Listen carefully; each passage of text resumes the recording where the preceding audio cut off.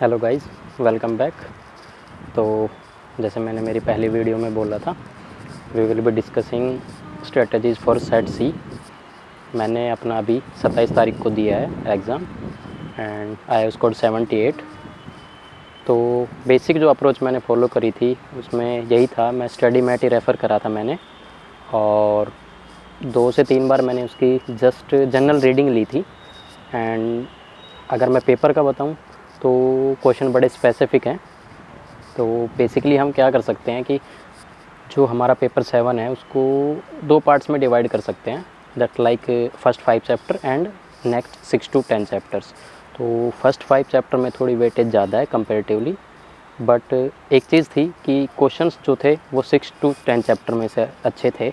जैसे for example अपना interview वाला चैप्टर है, रिपोर्ट वाला चैप्टर। तो इंटरव्यू वाले में बेसिकली ना हमें एक स्टेप्स दिए हुए हैं कि इंफॉर्मेशनल क्वेश्चन है या फिर असेसमेंट क्वेश्चन है, तो उसमें जो एग्जांपल दिए हुए हैं उन्हीं को उन्होंने डायरेक्ट पुट कर दिया और पूछ लिया कि ये किस टाइप का क्वेश्चन है।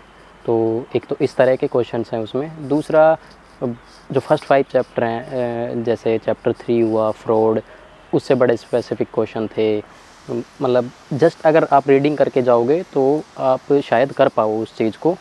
और ऐसा कुछ नहीं है कि कोई टॉपिक ज़्यादा इम्पोर्टेंट है, कोई टॉपिक कम इम्पोर्टेंट है। प्रॉपर कवरेज करी हुई थी उन्होंने पेपर में। जो केस स्टडीज़ भी दी हुई थी उसमें, जैसे एक फॉरेंसिक ऑडिटर है, उसके क्या ऑब्जेक्टिव। हाँ, एक चीज़ आपने इसमें ध्यान रखनी है कि जो क्वेश्चंस हैं उसमें आपको जैसे अप्लाई वर्ड, एक्सेप्ट वर्ड, ये चीज़ें बड़ी ध्यान करके जानिए। मैं फॉर एग्जांपल बताता हूँ आपको कि एक मान लो कोई कैश थेफ्ट हुआ, कैश थेफ्ट में अब फॉरेंसिक ऑडिटर के ऑब्जेक्टिव क्या हैं, तो उसमें हमें बुक में ऑब्जेक्टिव दिए हुए हैं और उसमें वो डाल देगा कि फॉरेंसिक ऑडिटर के ये ऑब्जेक्टिव रहेंगे कि वो ये चीज़ करेगा, इसमें एक्सेप्ट कौन सी नहीं करेगा। तो ये मतलब मैं टू द बेस्ट जो आपको समझा पा रहा हूँ कि एक्सेप्ट और अप्लाई के क्वेश्चन थे उसमें अच्छे खासे, और इंडिविजुअल स्पेसिफिक क्वेश्चन भी थे जो डायरेक्ट थे, स्ट्रेट फॉरवर्ड थे। हाँ, और जो अपने स्टडी मैट के पीछे जो क्वेश्चंस दिए हुए हैं वो भी इम्पोर्टेंट है। अराउंड 10 मार्क्स वो कैरी करेगा, वहाँ से भी आ रहा है। दूसरा, एक और चीज़ थी कि आप रीडिंग लेके जाओ, क्वेश्चन वही घूम फिर के आ रहे हैं। मैं अराउंड शायद 20 क्वेश्चन तो अभी भी मेरे को याद हैं, 20 से 25 क्वेश्चन मेरे को याद हैं। जो टॉपिक्स मेरे दिमाग में रह गए वो मैं अभी लिस्ट बना के मैं डाल दूँगा, इसी में मैं लिंक दे दूँगा मेरी वीडियो में। तो क्योंकि मेरे साइड में भी जो स्टूडेंट बैठे थे उनसे मैंने डिस्कस करा तो काफ़ी सिमिलर क्वेश्चन थे, वही क्वेश्चन थे, बस सीक्वेंस आगे पीछे किया हुआ था। तो इसमें कोई पर्टिकुलर ऐसे नहीं है कि आपको यही टॉपिक इम्पोर्टेंट है तो यही करना है। हाँ, एक चीज़ें छोड़ सकते हो जो अपनी बुक में या फिर मैं कहूँ स्टडी मैट में जो हमें बड़े बड़े पैराग्राफ्स में रेफरेंस दिए हुए हैं, या फिर उसमें कुछ केस स्टडीज़ के रेफरेंस हैं। केस स्टडी जैसे एनरॉन की हुई, वर्ल्ड कॉम की हुई। पर्टिकुलरली मेरे उसमें तो क्वेश्चन नहीं थे, एनरॉन, वर्ल्ड कॉम या सत्तम स्कैम, उनसे क्वेश्चन नहीं थे।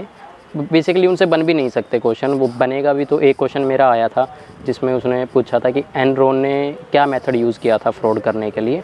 तो इस टाइप के आएंगे, तो उनमें भी आप रीडिंग ले लो, क्योंकि केस स्टडी टाइप बहुत ज़्यादा क्वेश्चन थे नहीं, बहुत specific direct straight forward question थे जिसमें एक्सक्लूज़न वाले थे। हाँ, एक चीज़ ये भी कहूँगा कि आप उसमें एलिमिनेशन मेथड यूज़ करो, और जो टॉपिक मेरे को लगेंगे कि इम्पोर्टेंट हैं वो तो मैं स्पेसिफिकली तो नहीं बताऊंगा, लेकिन मतलब ये है कि फर्स्ट 5 चैप्टर हैं उनकी वेटेज ज़्यादा है, आप उनको ज़्यादा अच्छे से पढ़ो।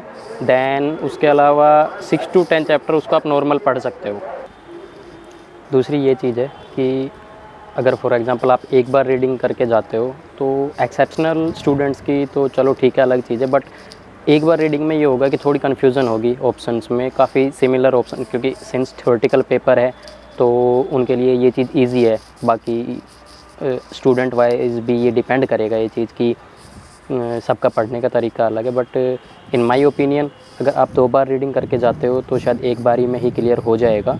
एक बार रीडिंग में थोड़ा डाइसी सा रहता है कि मतलब एक ऑप्शन जो होंगे उनमें थोड़ा कन्फ्यूज़न होगा।